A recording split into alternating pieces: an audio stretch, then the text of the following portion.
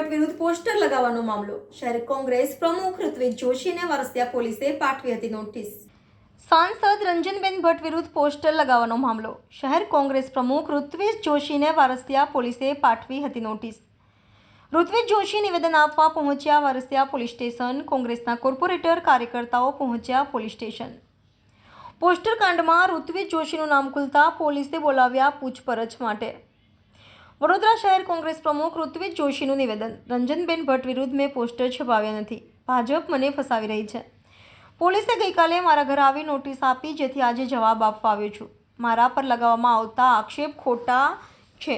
હેરી ઓડને પોલીસે ગેરકાયદેસર પકડી રાખી મારું નામ લખાવ્યા હોવાનો પણ કર્યો આક્ષેપ. ઋત્વિજ જોશીએ નામ લીધા વિના કોંગ્રેસના એક પૂર્વ હોદ્દેદાર પર આક્ષેપ કર્યા. હાલમાં ભાજપમાં ગયેલા પૂર્વ કોંગ્રેસ હોદ્દેદારે ષડયંત્ર કર્યું હોવાની આશંકા વ્યક્ત કરી. Reporter Rahul Rajput, YNN news, Vadodara. આપણે નોટિસ મળી છે વારસાગઢ પહોંચ્યા છે, શું કહેશો? ગઈકાલે સાંજે વારસિયાના પીએસશ્રી મારા ઘરે 6:30ના ટાઈમમાં આવ્યા હતા અને રૂબરૂમાં મને નોટિસ આપી છે. નોટિસને ઇસ્યુ કરીને હું અહીંયા મારો જવાબ લખાવા આવ્યો છું. 2 દિવસનો સમય આપેલો, હું પહેલા જ દિવસ આવી ગયો છું. કારણ કે ખોટું કર્યું હતું તો ગભરાવાની જરૂર શું છે? વાત એવી છે કે વડોદરા શહેરમાં છેલ્લા ઘણા સમયથી આજે પ્રમુખ તરીકે 2 વર્ષ પૂરા કર્યા અને આ 2 વર્ષમાં આપ સૌ જાણો છો કે ભારતીય જનતા પાર્ટીની સામે વિરોધ પ્રદર્શિત કર્યો છે, કાર્યક્રમ કર્યા છે અને ખુલ્લેઆમ કર્યા છે. કોંગ્રેસ પાર્ટીને ડરવાની જરૂર નથી. અમે જાહેરમાં કાર્યક્રમો કર્યા છે અને કરતા રહીશું.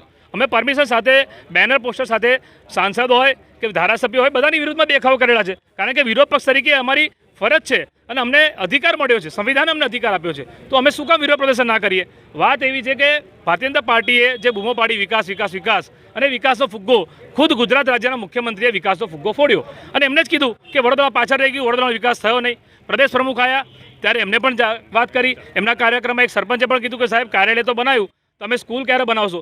એમના કેટલાક કાર્યકર્તાઓ સોશિયલ મીડિયા પર પોસ્ટ વાયરલ થઈ એમના નેતાઓની વિરુદ્ધમાં કે વિકાસ થયો નથી. તો ભારત અને એમના પૂર્વ મેયર જે રાષ્ટ્રીય હોદ્દો ધરાવે છે એમને પ્રેસ કોન્ફરન્સ કરીને કીધું કે વિકાસ થયો નથી, વિકાસ વડોદરાનો નહીં થયો, વડોદરાની પ્રજાનો નહીં થયો, વિકાસ થયો છે નેતાઓનો.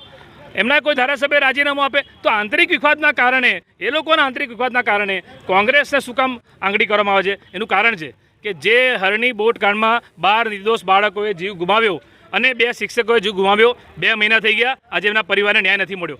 મારે પૂછવું છે વડોદરા શહેરના પોલીસ સાહેબને કે સાહેબ, જે હરણી બોટ કાંડમાં જે ગુનેગારો, જે સાચા આરોપીઓ જે તે સમયે મેયર હતા ભાજપના, તમે એમને કોઈ દિવસ બોલાયા પૂછપરછ કરવા? નથી બોલાયા. જે મ્યુનિસિપલ કમિશનર હતા જેમને ગેરકાયદેસર એગ્રીમેન્ટ કર્યો, તમે એમને કોઈ દિવસ બોલાયા? નથી બોલાયા. જે અધિકારી, જે ત્યાં સુપરવિઝનની જવાબદારી હતી, જે અધિકારીની એની પર સહી છે, તમે એને બોલાયા? નથી બોલાયા. તો વિરોધ પક્ષ તરીકે એટલે અમારે લોકશાહીમાં હવે અમને બોલવાનો અધિકાર નહીં રહે. એટલે આ લોકો તો એવું ઈચ્છે છે કે કાલે ઉઠીને ચૂંટણી જે થાય એમાં કોંગ્રેસ પાર્ટી ચૂંટણી પણ ના લડે. આ એવી દમણગીરી. તો આ લોકશાહી નથી, આ હિટલરશાહી છે, આ તાનાશાહી છે અને એની સામે અમે લડીશું. અમે મહાત્મા ગાંધીના સિપાહી છે. અંગ્રેજોની સામે ગાંધી બાપુ લડ્યા હતા અને આ બીજી આઝાદીની લડાઈ છે અને અમે નથી લડતા. અને જે સૂત્ર મહાત્મા ગાંધી આપ્યું હતું, જે સૂત્ર રાહુલ ગાંધી આપ્યું છે, ડરો મત, લડો. અને અમે ડર્યા વગર લડીશું, લોકશાહી ઢબે લડીશું અને સત્યમેવ જયતે, સત્યની હંમેશા જીત થાય છે. પોલીસે જે માટે બોલાવ્યો છે નિવેદન આપીશ અને જે પણ પ્રશ્ન પૂછશે એના જવાબ આપીશ. શું લગાડી છે? કલમોમાં 506 લખ્યું છે અને અમારા વકીલ સાહેબ તમને અમારા લીગલ સેલના ચેરમેન કહેશે કે કઈ કલમ લાગી છે. પણ મને નોટિસ જે મળી છે એ સ્વીકારું છું અને નોટિસનો હું જવાબ આપવા અહીંયા આવ્યો છું. જગદેવભાઈ, ઋત્વિજભાઈને નોટિસ આપી છે, તમે લીગલી વકીલ છો, તેમના શું કહેશો? કઈ પ્રકારની નોટિસ છે, કઈ કલમો છે? જે હેરીઓની ધરપકડ કરવામાં આવી એ ધરપકડના કારણે મેં નોટિસ આપી છે. આ બેનર બાબતની વાત છે, બરાબર. અને બેલેબલ ઓફેન્સ છે. બેલેબલ ઓફિસમાં પોલીસ એને જામીન પ્રમુખ કરી દેશે. પણ આજે કાયદાકીય જોગવાઈ અનુસાર પોલીસે મેં નોટિસ આપી છે. એ નોટિસ ગઈકાલે જ મેં મળી છે. ખરી તે વારસિયા પોલીસ સ્ટેશનની અંદર ઋત્વિજભાઈ જોશી 8:30 9:30 સુધી હતા. આ પોલીસ સ્ટેશનના પીએસઆઈ વસાવા સાહેબ પણ હતા. એમની સાથે પણ ચર્ચા કરી. જો વસાવા સાહેબને તો સવારથી જ ખબર હતી તો ઋત્વિજભાઈને જ ધરપકડ કરી લેવાની જરૂર હતી. શું કામ જવા દીધા? તો કાયદેસર છે અંદર વોટ્સઅપ પર એક એ બધી બધી બેલેબલ જ છે. 1 મિનિટ ઊભી કહી દો. 7 વર્ષની સજાની જોગવાઈમાં અવધેશ કુમારના જજમેન્ટ મુજબ કોઈ પણ આરોપીને પોલીસ સ્ટેશનમાંથી એને જામીન પ્રમુખ કરવો જોઈએ, એવી બધી કલમો છે. બિલકુલ. તમને લાગે છે કે આ 3 લોકોની અટકાયત થઈ પછી તમને લાગે છે કે આ બેનરોમાં જે દોરી સંચારો એ ઋત્વિજભાઈનો હતો અને તેને લઈને જ વારસિયા પોલીસે એમને નોટિસ આપી? દોરી સંચાર તો હોય જ ના. પોલીસ તો કોઈ બધું નામ ખોલાવે. કાયદાની જોગવાઈ છે કોઈ પણ આરોપીનું કન્ફેક્શન કોર્ટ માનતી નથી.